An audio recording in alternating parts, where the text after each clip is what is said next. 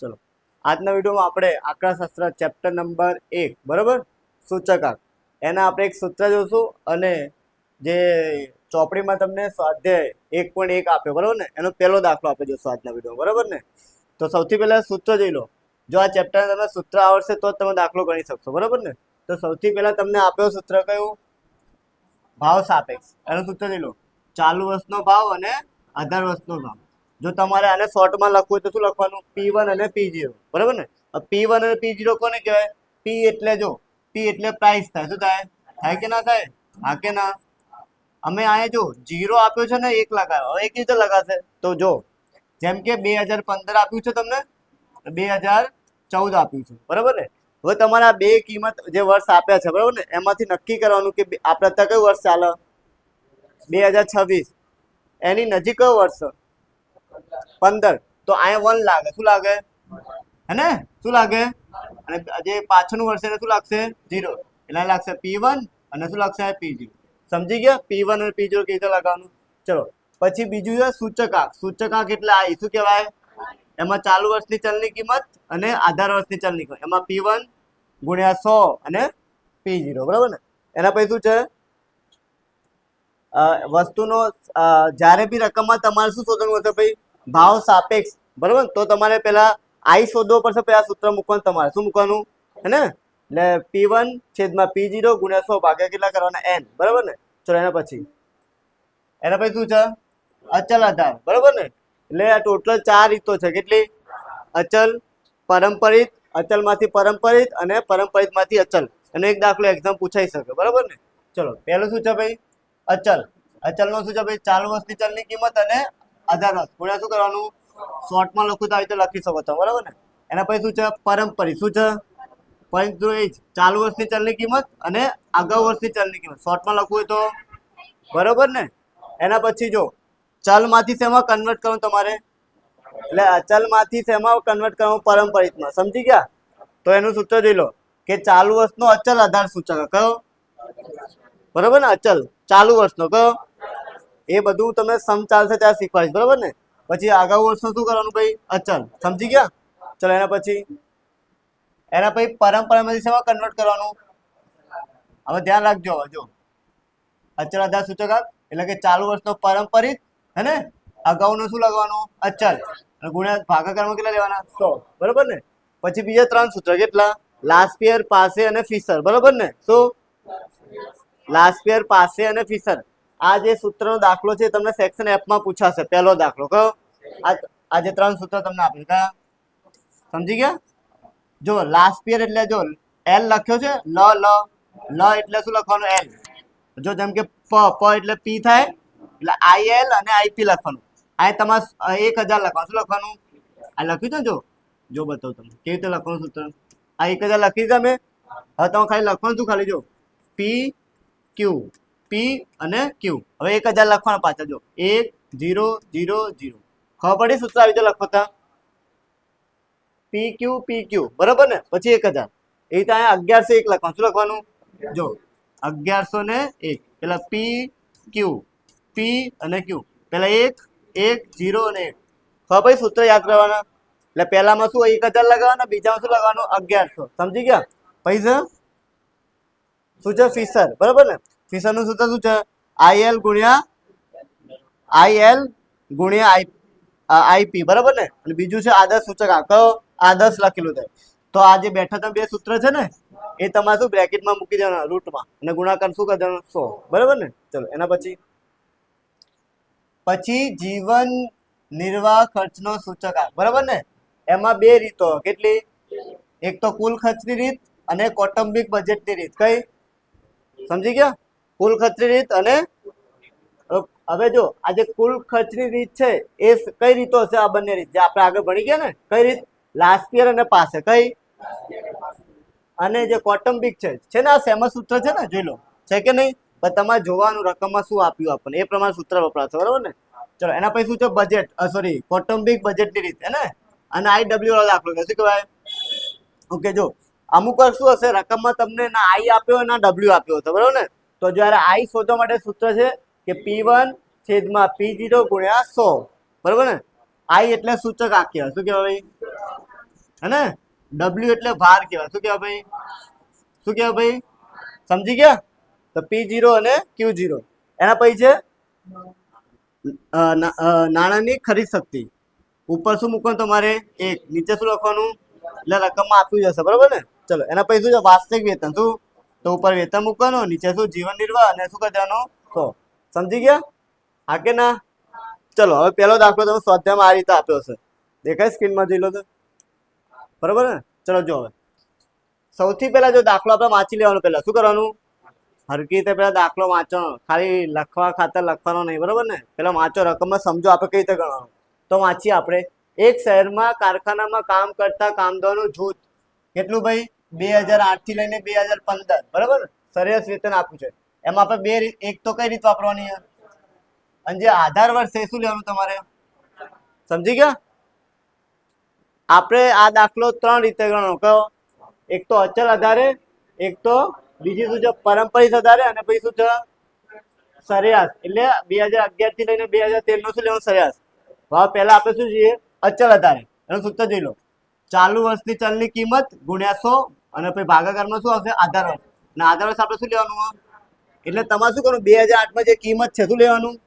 એ ભાગાકારમાં લેવાની બધામાં. જો ગણી હવે, જેમ કે ચાલુ વર્ષ અત્યારે થશે 2008, કેટલો? એમાં બે કેટલા? 75 છે, ગુણ્યા કેટલા કરવા ભાઈ? 100. ભાગાકારમાં શું લેવાનું? જોઈ લો બોર્ડ ઉપર. આધાર વર્ષ. આધાર વર્ષ એટલે શું કીધું? એટલે એની કિંમત 275 કરો. કેટલા આવશે ભાઈ? 100. બોલો, ખબર પડી? છેદમાં તો તમારે 275 જ મૂકવાના. સમજી ગયા? અત્યારે કેટલા છે? 284. કેટલા? 284 ભાગ્યા 275 ગુણ્યા 100 કરો. કેટલા? 100 ને? બોલો ડન આટલું? પછી પાછું કેટલા? 289 ગુણ્યા 100 ભાગ્યા કેટલા ભાઈ? 75 કરો. 105.10, બરાબર ને? પછી 93 છેદમાં 275 ગુણ્યા 100 કરો. 106.55. ખબર પડે છે? પછી 297 ભાગ્યા 275 ગુણ્યા 100 કરો. 108, બરાબર ને? પછી 303 ભાગ્યા 275 ગુણ્યા 100 કેટલા? 113.82. ચલો પછી 328 ભાગ્યા 275 ગુણ્યા 100 કરો. કેટલા?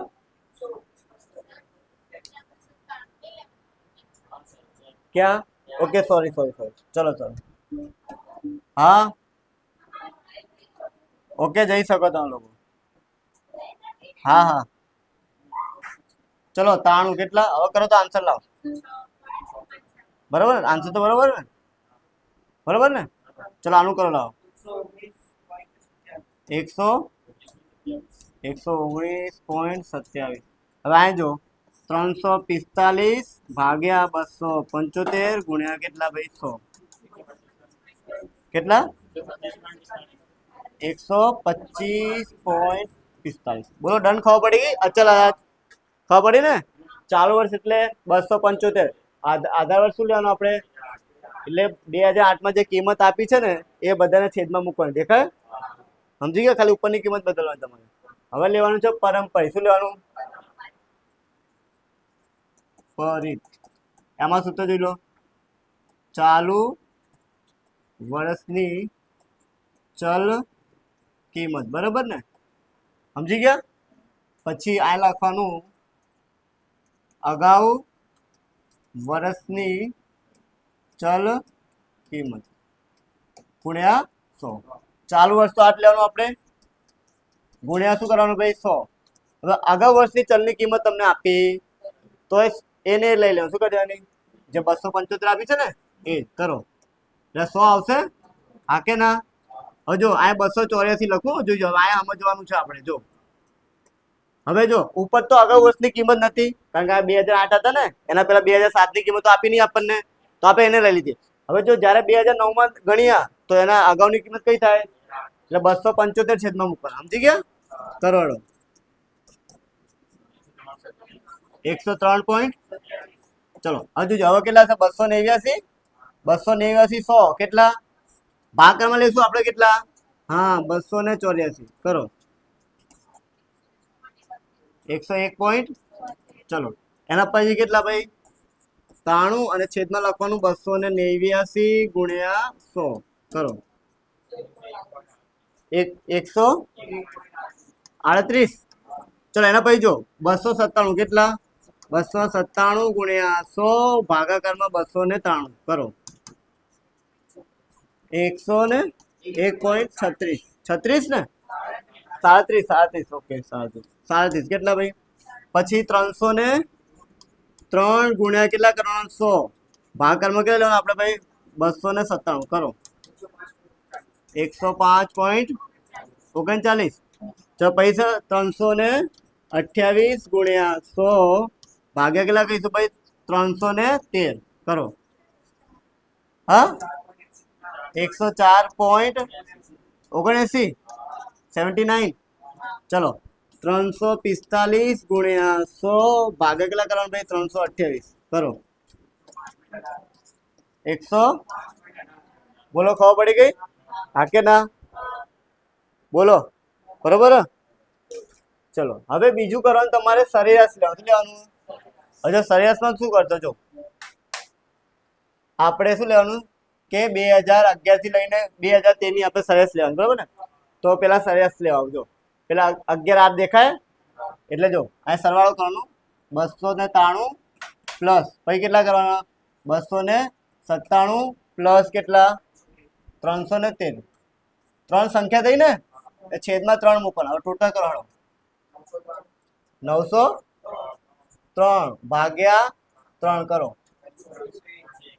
301 બોલો ખબર પડી એટલે તમારે શું કરવાનું હવે છેદમાં 301 મૂકવાના બધામાં તો જો કરીએ આપણે પેલા 275 ગુણ્યા કેટલા કરવાના 100 ભાગાકારમાં કેટલા મૂકવાનું 301 કરો 91.36 બરાબર ભાઈ કેટલા 284 ગુણ્યા કેટલા ભાઈ 100 છેદમાં કેટલા મૂકવાના ભાઈ 301 કરો 94.35 ખબર પડે છે 289 ગુણ્યા 100 ભાગ્યા કેટલા કરવાનું ભાઈ 301 96.01 પછી કેટલા ભાઈ 293 ગુણ્યા 100 ભાગાકારમાં કેટલા લખવા 301 કરો 97.34 બરાબર પછી 297 ગુણ્યા 100 ભાગાકારમાં કેટલા લખવાનું ભાઈ કરો 98.67 પછી 313 ગુણ્યા 100 ભાગ્યા કેટલા 301 કેટલા 103 પોઈન્ટ ચલો પછી લખીશું 228 ગુણ્યા 100 ભાગાકારમાં 301 કરો 108 પોઈન્ટ ચલો બરોબર ખબર પડી પછી 345 ભાગાકારમાં 301 ગુણ્યા કેટલા 100 કરો કેટલા બોલો ખબર પડી ચેક કરી લેજો જરા બરોબર ને ચલો આજના વિડીયોમાં આપણે આટલું જ બરોબર ને નેક્સ્ટ વિડીયોમાં આપણે બીજા દાખલા ગણીશું સેકન્ડ નંબર ઓકે